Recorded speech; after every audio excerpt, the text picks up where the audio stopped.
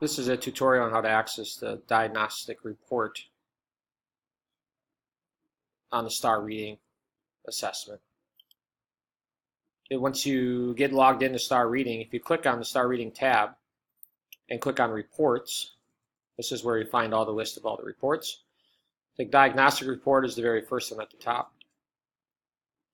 Once you click on that, you will get lots of different options, and I'm going to go through a few of these so you know which ones you'd like to pick and which ones you can leave as the default setting. First choice is which students you would like.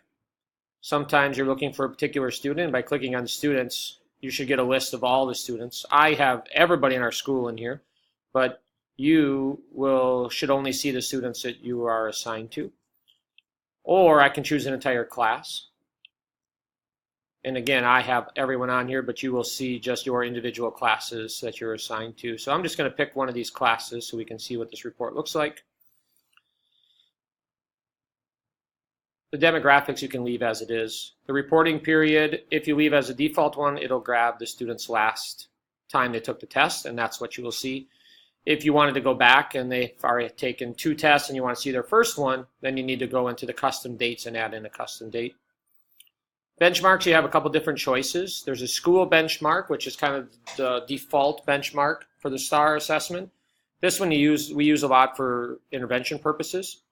And then there's a Wisconsin Forward exam benchmark, which kind of shows where kids are in terms of being proficient or not on the Wisconsin Forward exam. So you can choose either one here. I'm just going to leave it as a school benchmark right now. Trend scores, we usually leave it at default here.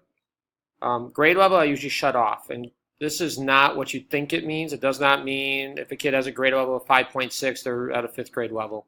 I'm not sure why STAR even incorporates this, because it's when they told me about it, it's not what the intent of it is, I don't think. So this is something I shut off.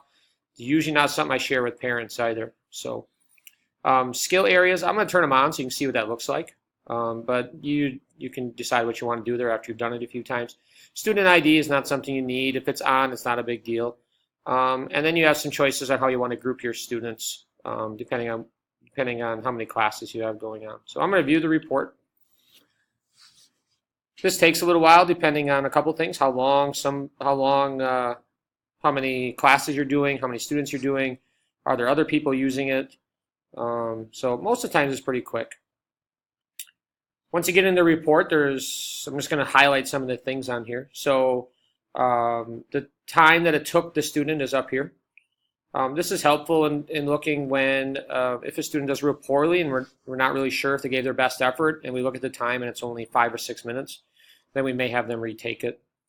This gives a graphic down here, and I have one very similar to this that the students are going to use that will be available for parent-teacher conferences, that just kind of shows kids where they're at. And I sometimes use this to show kids too and see where they're at on this whole color spectrum, and the colors are down here, what they all mean. You get a scaled score, which doesn't really mean a lot to us. We just know that it goes to 1400. The Lexile measure is an approximate measure. Star reading doesn't work with Lexiles. They're all conversions, so that's a little different than maybe what we're used to. Percentile rank is here. This instructional reading level is based on STAR's Accelerated Reader program, and so that's what this number is. And then here are domain scores and how they scored out of those, and these are all percentile numbers at the end.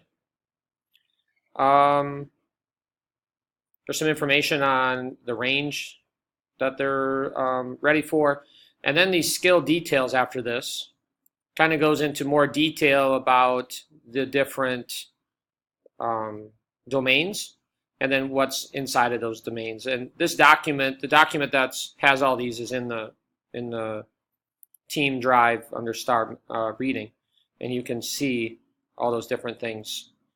And so there's just some more in-depth information here about that. And that is a diagnostic report.